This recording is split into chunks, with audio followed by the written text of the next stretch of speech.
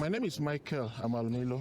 I work for Access to Good Health Initiative with our head office in Enugu State. We also cover services across the Southeast Zone, and our services ranges from sexual reproductive health and rights, which we provide and serve the LGBTQIA populations in the Southeast.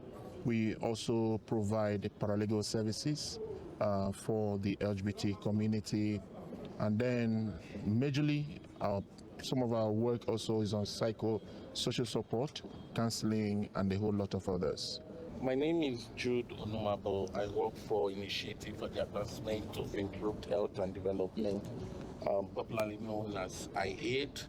IAID envision to see, a society where human rights and healthcare services are guaranteed for every individual, irrespective of their age, gender, sexual orientation, identity, and even religion. All right, I'm Osaze Mike by name. I work with Sustainable Impact for Youth Awareness Foundation. Currently, I'm partnering with Excellent Improve Reach Out Initiative. So our work centers around sexual minorities at the indigenous level, at the community. We are looking at laws, how laws that are written or unwritten, especially those that are unwritten, are affecting the lives of sexual minority persons at the local level. So, Michael, you mentioned just now that you work with young LGBTQ people around psychosocial support issues. I don't know if there are any challenges that you encounter with these young LGBTQ persons that the community encounter. So, if there are, you can share. Yeah, our work is not just for young LGBT people. We work broadly across the LGBT populations, both for young and older LGBT persons, right? So, and I mentioned that we do psychosocial support for them because a lot of them have suffered human rights violations. So many have been ostracized from homes. Many of them have also, been rejected by the society. So part of our work is to try to build that system that reconnect them back to the to family, to see how we restore that public support, family love and unity, where families can reconnect back to their children who are LGBT people, or for the older LGBT persons, where the society can also provide that enablement for them to realize their full potentials. So it is part of our major work to see that we are building allies, professional at the local level, at the family level, allies that will gather support for LGBT persons, and again, supporting them to live their full potentials regardless of their sexual orientation and gender identity. I know IAID, like Jude introduced himself, also do similar work. Their experience may also differ. Jude, you may share. Yeah, thank you, Michael. Currently, we have a safe shelter where we provide free shelter for LGBT persons who have been injected from their house, from their family, and we also try, in providing capacity building, economic empowerment for LGBT persons in the safe shelter. We've been able to empower some numbers of persons, and not just asking them to go into vocational skill acquisition. We also give something like seed grant at the end of their program. We give them equipment that they can start up their life with, and after that we also try to see if we can reconcile them with their family.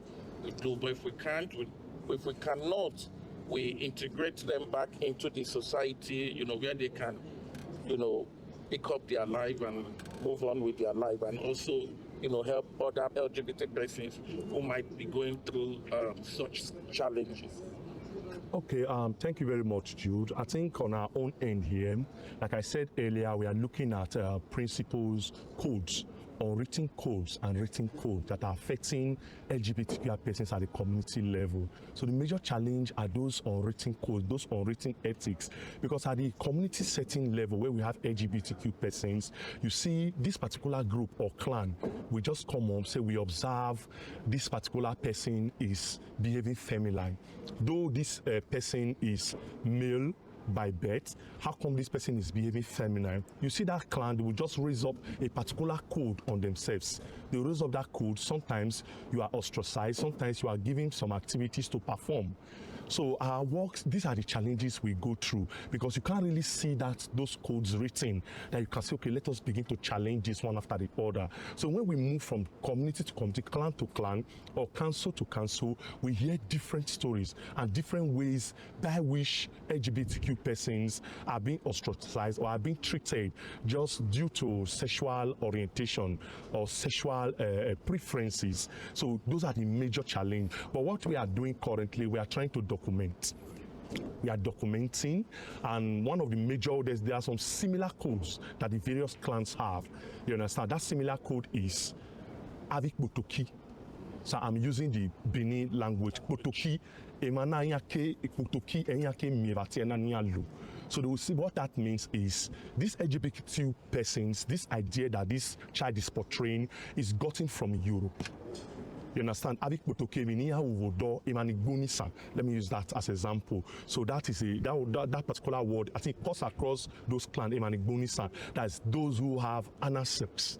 You understand? So we are still trying to compile most of these languages. And immediately those languages are uttered, you see those persons just become an object. Those community member LGBT persons becomes an object that shouldn't be touched.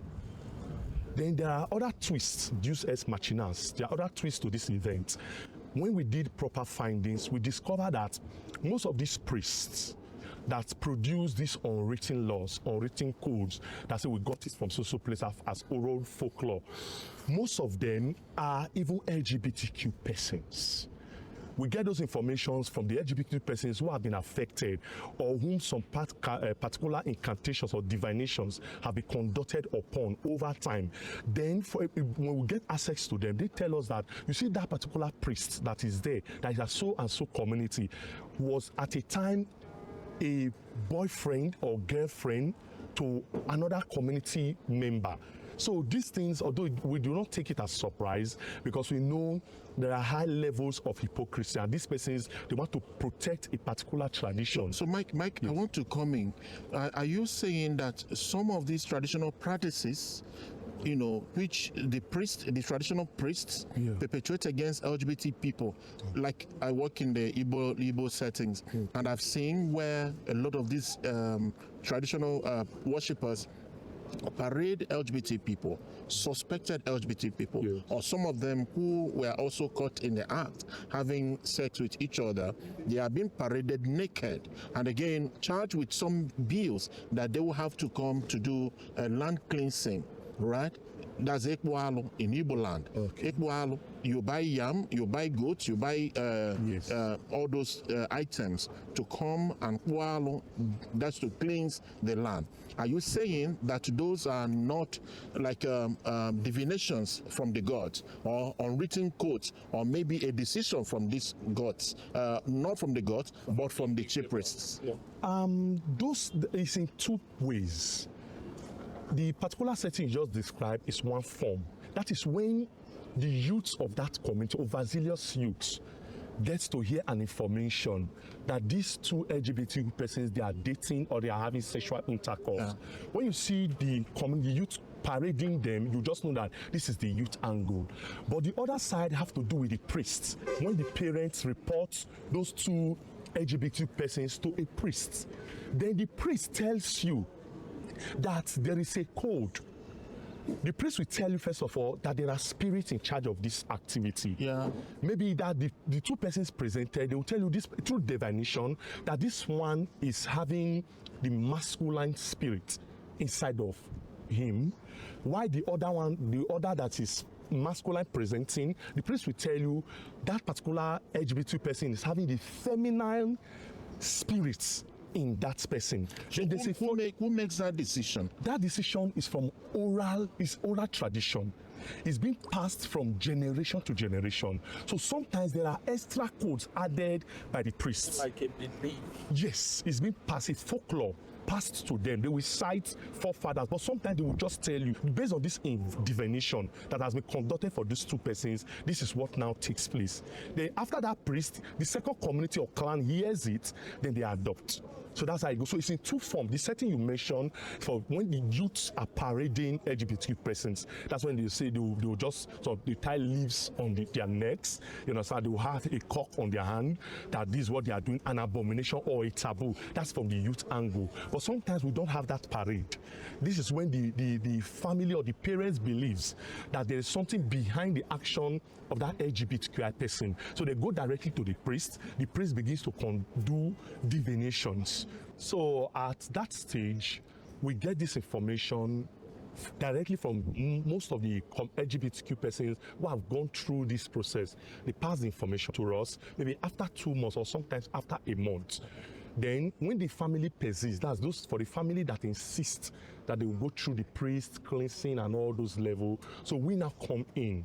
You understand? What we do is we make the parents understand that there are some certain laws. Do you know that you are violating the rights of this person? And that is where we are much interested around the issues of rights. Right. So yes. ours is to see that every individual, regardless of their sexual orientation and gender identity, enjoys their life unhindered.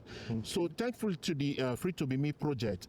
Through this project, we have been able to mobilize some allies, parents, and also other stakeholders that are making effort to see that all Nigerians enjoy their life without any form of bias, any form of hindrance, belief, any form of violence, right? So LGBT people are not cursed, just like some of traditional people will have to put such a notion in the society. Ours is to see that we need to build that family of love, public support, where these people will have to continue to enjoy their life regardless of what they are doing. Just as Maro said, in situations like this, we can provide free human rights services. We have lawyers that we work with. We have paralegals, that can handle such situation.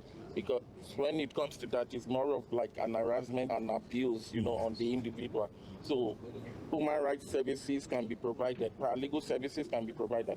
And then we should not also forget the fact that, such survivor also need to go through some psychosocial support system. Support the individual, the victim, or rather the survivor. Okay, so on our part, we take the advocacy down to the parents. They will also trace such priests. So you must be an insider for you to be able to do that. When you understand the language, when you get it, you have to speak the language, get the code. So we trace those priests and make them know that some of these things are archaic and there are some laws that are there that you are not aware of. But if the law should take this course, we will go through the actual process.